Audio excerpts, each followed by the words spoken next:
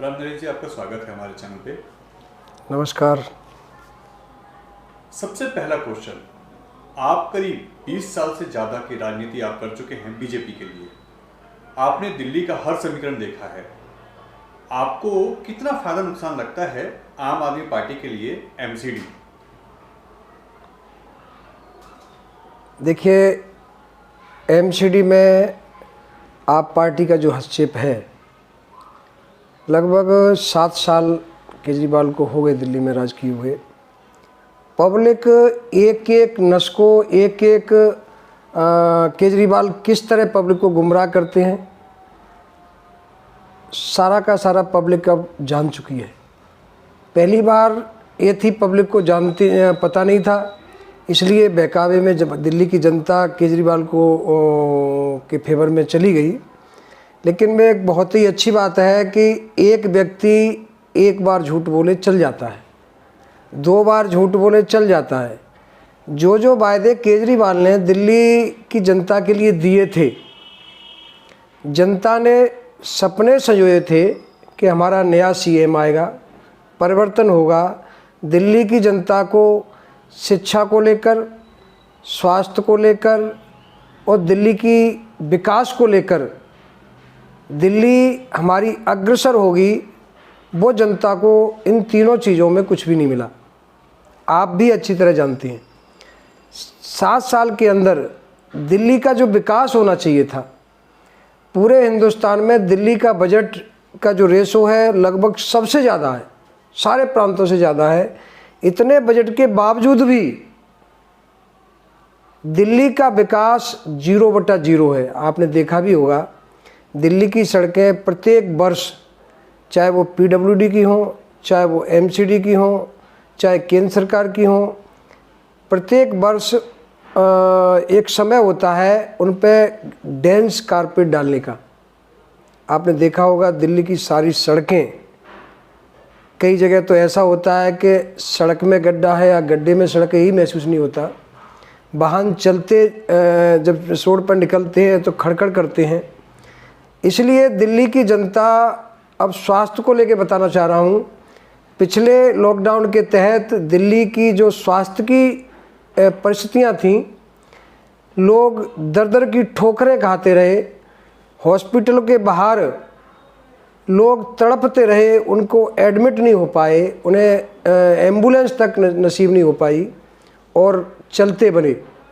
इसका पाप दिल्ली के सीएम को ज़रूर भुगतना पड़ेगा। अब शिक्षा को लेकर मैं बता देना चाह रहा हूँ। शिक्षा को लेकर स्कूलों में एक आध कमरे तो दिल्ली सरकार ने बनाए हैं, वो भी कमरे का जो बजट आपने देखा होगा बहुत ही डबल बजट है, जो कि उसमें नहीं लगता। कमीशन उस क्षेत्र का विधायक लेता है और सीएम पे भी जाता है, ये सारी व्यवस्था बनी हुई है। और स्कूलों में एक एक क्लास में बच्चे जो पढ़ रहे हैं, दिल्ली सरकार के जो स्कूल है, एक एक क्लास में 100 150 बच्चे हैं। कई जगह तो स्कूलों में ऐसी आ जाती है स्थिति कि 3 शिफ्टों में स्कूल चलाया जाता है, यानी हफ्ते के अंदर 2 दिन ये बच्चे पढ़ेंगे, 2 दिन ये बच्चे पढ़ेंगे, 2 दिन वो बच्चे पढ़ेंगे। सम और विषम संख्या के अनुसार उन्हें शिक्षा दी जाती है। ऐसी हालात में हमारी जो भारत का भविष्य है, भारत को जो उठाने वाला है, जो भारत की प्रत्येक पीढ़ी नए भविष्य को देखती है, वो निश्चित ही शिक्षा नहीं ले पा रही है। उनको जो शिक्षा मिलनी थी, शिक्षा के द्वारा उनका डेवलपमेंट होना चाहिए वो भी नहीं हो पा रहा। ये सारी की सारी जिम्मेदारी केजरीवाल जी की है। आप कह रहे हैं कि मतलब दिल्ली में बहुत बुरा हाल है। गोंडा की बात करते हैं, गोंडा में यहाँ से विधायक रहे हैं आम आदमी पार्टी के, क्या उन्होंने कोई काम नहीं किया? देखिए, वो भी दिल्ली सरकार के थे। 5 साल के अंदर भाई साहब, मैं चैलेंज करके कहना चाहता हूँ, यहाँ का विधायक, पहले भी मेरी कई बात हुई, क्षेत्रीय विधायक है तो बात करना बहुत ज़रूरी भी होता है, लोगों के काम भी पड़ते हैं। उन्होंने कहा था कि भाई मेरी नहीं चलती, दिल्ली सरकार मुझे बजट नहीं दे रही। ये आप पार्टी के विधायक की बयान थे। और पूरे 5 साल के अंदर कहीं भी कोई भी एक छोटा काम भी नहीं कर पाए। और जब भारतीय जनता पार्टी के टाइम का विषय था, मान लो साहब सिंह चौहान जी थे, उन्होंने गोंडा विधानसभा के लिए कई कम्युनिटी हॉल दिए, बहुत बड़े बड़े प्रोजेक्ट दिए। आपने ये भी देखा होगा उस्मानपुर में कम्युनिटी हॉल बना हुआ है, पार्क भी दिया, कई जगह छोटे छोटी धर्मशालाएं भी दी, जो कि सीवर को लेकर बहुत ही अच्छा उन्होंने प्रबंध किया। पानी के लेकर जो दिल्ली सरकार के में दूसरी सरकार थी, विपक्ष में बैठते थे, उसके बावजूद ही गोंडा विधानसभा में जो मूलभूत सुविधाएं थीं, माननीय विधायक जी ने, साहब सिंह जी ने बहुत अच्छा करवाया। उसके बाद जब गोंडा के विधानसभा ने माननीय सिद्धत जी को नकार दिया, पार्टी को नकार दिया, बहुत अच्छे वोटों से पूरी दिल्ली में सर्वश्रेष्ठ जीत माननीय अजय मावर जी की हुई।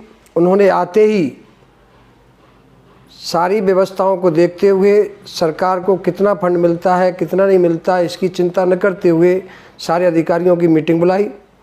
उन्होंने ज़बरदस्ती प्रत्येक अधिकारी को आदेश दिया और जहाँ भी जैसा भी पैसा था वो इकट्ठा करवाया और गोंडा विधानसभा के विकास के लिए कम से कम मेरे ख्याल से 150 गलियाँ वो बना चुके होंगे। अभी जैसे बात करते हैं ब्रह्मपुरी वार्ड की, जहां आपका निवास स्थान भी है और जहां से आप एक दावेदार भी बहुत मजबूत थे, यहाँ की बात करते तो यहाँ का समीकरण क्या है? यहाँ का तो बीजेपी के ही निगम पार्षद थे, उन्होंने बीच में ही छोड़ दिया इस क्षेत्र को। ऐसे में लोगों के अंदर बहुत गुस्सा इस चीज को लेके। नहीं, देखो, कोई भी व्यक्ति अपनी जिम्मेदारी से भागता है तो निश्चित ही जिनके प्रति समर्पण होता है। भारतीय जनता पार्टी के निगम पार्षद से अच्छे वोटों से जीते भी और क्षेत्र में काम भी किया, बीच में वो छोड़ के चले गए, उनका व्यक्तिगत मामला हो सकता है, इसमें मैं टीका टिप्पणी क्या कर सकता हूँ। परंतु जनता ने तय कर लिया है। हमारे इस वार्ड के अंदर लगभग 2 स्कूल हैं, प्राइमरी स्कूल हैं। एमसीडी के माध्यम से आप देखेंगे तो ऐसा लगता है कि वाकई में प्राइवेट स्कूल है।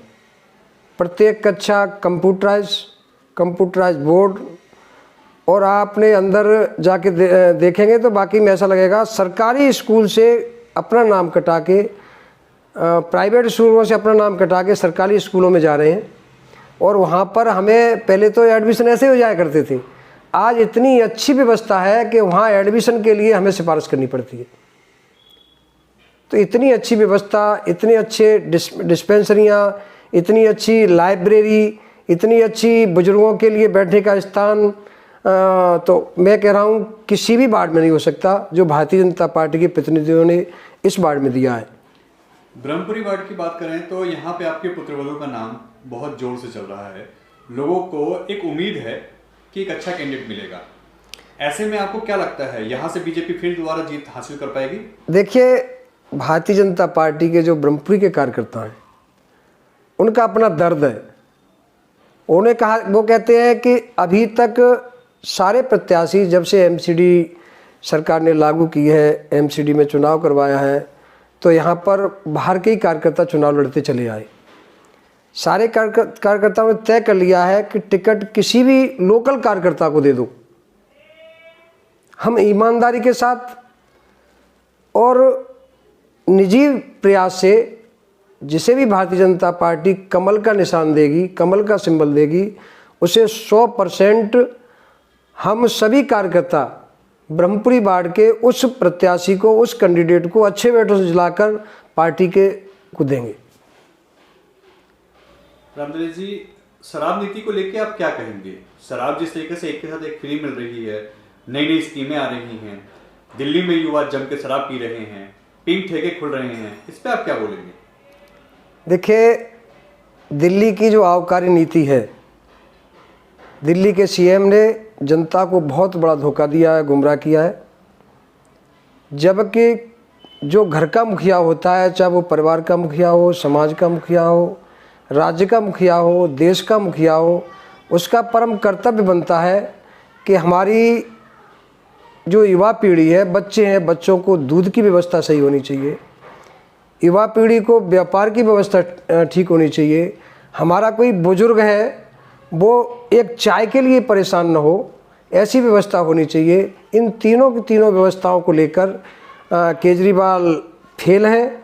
उन्होंने तो केवल और केवल सारे बजट की ऐड करने के लिए, आपने देखा होगा अभी जो घोल वाला मामला था बहुत बड़ा, केवल 40,000 का उन्होंने घोल खरीदा था। 40,000 के घोल में 15,30,000 रुपये केवल और केवल एडवर्टाइजमेंट में उन्होंने लगाए।